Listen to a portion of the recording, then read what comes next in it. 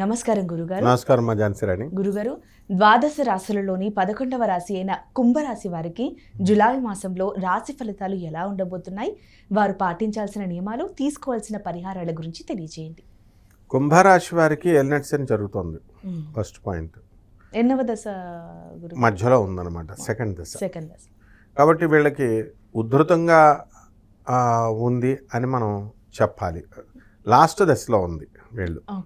కుంభరాశికి ఇంకొక 2.5 సంవత్సరాలు.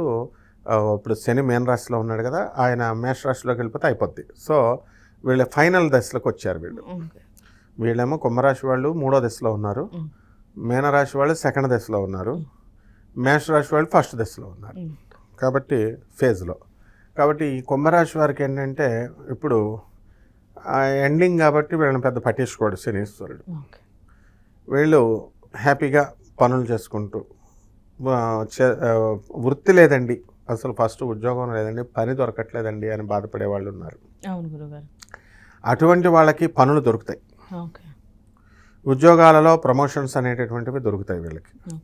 కొత్త ఉద్యోగం ఏమన్నా మారాలి అనుకుంటే ఈ టైంలో మారచ్చు అంటారా గురుగారు? మారచ్చు. మన చేతుల్లో ఉండదు, ఆ ప్లానెటే పుష్ చేసేస్తుంది అనమాట. ఇప్పుడు ఉద్యోగం మారే ప్లేసులు చేంజెస్ చాలా మటుకు భయపడతారు. ఇప్పుడు ఉన్నది పోయి మళ్ళీ ఎట్లా ఇబ్బంది పడతారని ఆలోచిస్తుంటారు గురుగారు. భయపడతారు. అదే డెస్టినీ అనేది ఉంటుంది కాబట్టి అదే జరుగుతుంది. ఈ ఎల్నెట్ సెన్లో కుంభరాశి వాళ్ళు ఉద్యోగాలు మారచ్చు, నో ప్రాబ్లం. అండ్ డెవలప్మెంట్ అనేటటువంటిది ఉంది. పనులు చేయించుకున్నటువంటి వాళ్ళు డబ్బులు ఇవ్వకుండా చాలామంది ఆగిపోయినటువంటి వాళ్ళు ఉన్నారు, యజమానులు. వాళ్ళు కూడా పేమెంట్ అనేటటువంటిది వీళ్ళకి తిరిగి ఇవ్వడానికి అవకాశాలు ఉన్నాయి. బకాయిలు తిరిగి చెల్లిస్తారు. వీళ్ళు కూడా చాలా అప్పులు చేశారు. ఈ అప్పులు వీళ్ళు తీర్చాలని ప్రయత్నాలు చేస్తున్నారు, కానీ ఈ ఫేజ్లో ఇంకా కొంచెం టైం పడుతుంది, కొద్దిగా మాత్రమే తీర్చగలుగుతారు. అండ్ పనులు వండర్ఫుల్గా చేస్తారు. ఇంతకుముందు ఏంటంటే పనులు దొరికితే వర్కర్స్ దొరకరు. ఈ వర్కర్స్ దొరికితే మనకి డబ్బులు ఉండకపోవచ్చు. ఈ 3 దొరికితే అవతల వాడికి మనం పని చేసి పెట్టిన తర్వాత వాడు డబ్బులు ఇవ్వకపోవచ్చు. ఇలాంటి అనేక రకమైనటువంటి ప్రాబ్లమ్స్ ఈ యొక్క కుంభరాశి వారు ఫేస్ చేసేవారు. ఇప్పుడు అటువంటి ప్రాబ్లమ్స్ నుంచి అన్నిటి నుంచి కూడా వీళ్ళు బయటపడిపోయారు. ఇది నెంబర్ 1. ఆరోగ్యరీత్యా ఎలా ఉంటుందంటారు? ఆరోగ్యరీత్యాగా చిన్న షుగర్ ఇలాంటివి. ఏంటంటే ఇది మామిడి పళ్ళు సీజన్ కదా, ఫుల్గా మామిడి పళ్ళు తినేశారు. దానివల్ల తీపి ఎక్కువ తిన్నప్పుడు ఏమవుతుందండి, షుగర్ వస్తుంది.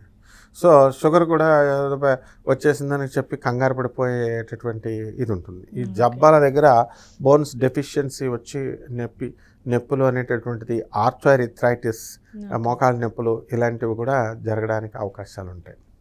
అండ్ కొత్త స్నేహాలు వీళ్ళకి అవ్వడానికి అవకాశాలు ఉంటాయి ఈ రాశి వారికి.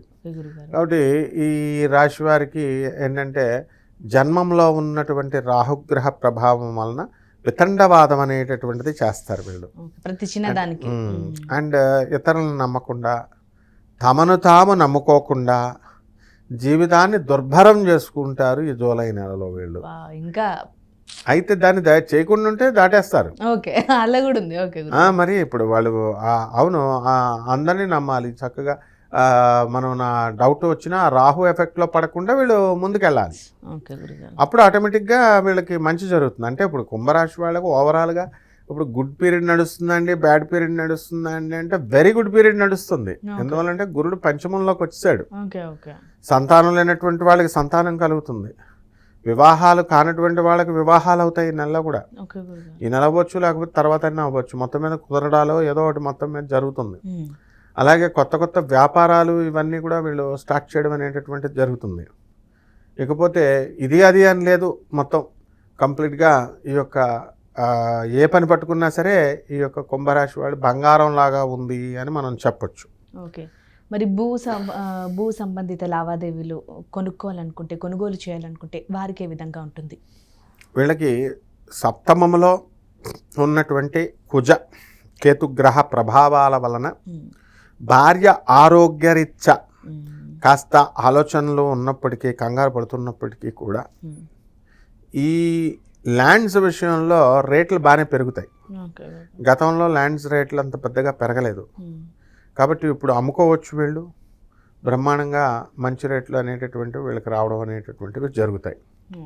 కాబట్టి ఇల్లు లేనటువంటి వాళ్ళు ఇల్లు కొంటారు, స్థలాలు లేనటువంటి వాళ్ళు స్థలాలు కొంటారు.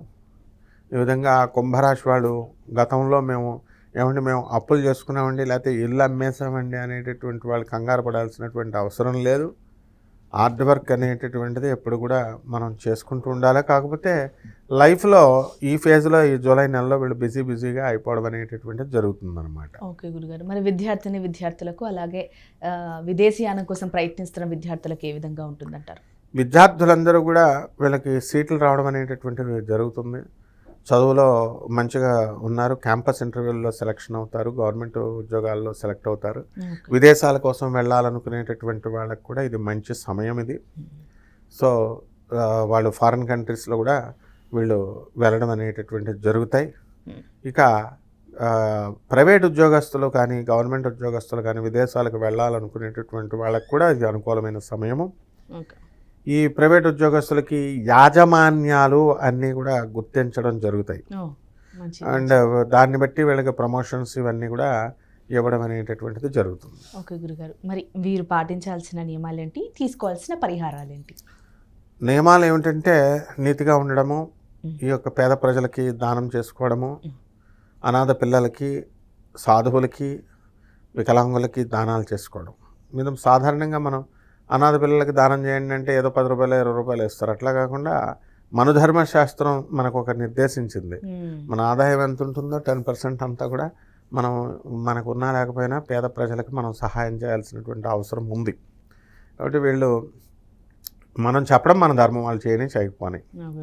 ఇకపోతే ఈ కుంభరాశి వారికి ఏలినాటి శని జరుగుతుంది కాబట్టి శని జపం చేయాలా, శని స్తోత్రాలు చదవాలా, శనికి కిలోంపావు నల్ల నువ్వుల్ని, నల్లని వస్త్రాన్ని ఇచ్చి పేద బ్రాహ్మణులకి శనివారం నాడు ఉదయం 8 గంటలకి దానం చేయాలా.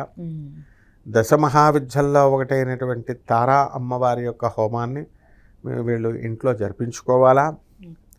అండ్ ఈ యొక్క కేతువు బాగుండలేదు కాబట్టి కేతువు కూడా మనము గణేష్ మహారాజ్కి ఓం గణేశాయ నమః అంటూ గణపతికి ఆరాధన చేయడం ద్వారా ఈ కుంభరాశి వాళ్ళంతా కూడా బ్రహ్మాండమైనటువంటి స్థితికి వెళ్తారమ్మా. ఓకే గురుగారు, కుంభరాశికి సంబంధించి జులై మాసంలో రాశి ఫలితాలు అలాగే వారు పాటించాల్సిన నియమాలు, తీసుకోవాల్సిన పరిహారాల గురించి చాలా చక్కగా వివరించారు గురుగారు. ధన్యవాదాలు. ధన్యవాదాలు.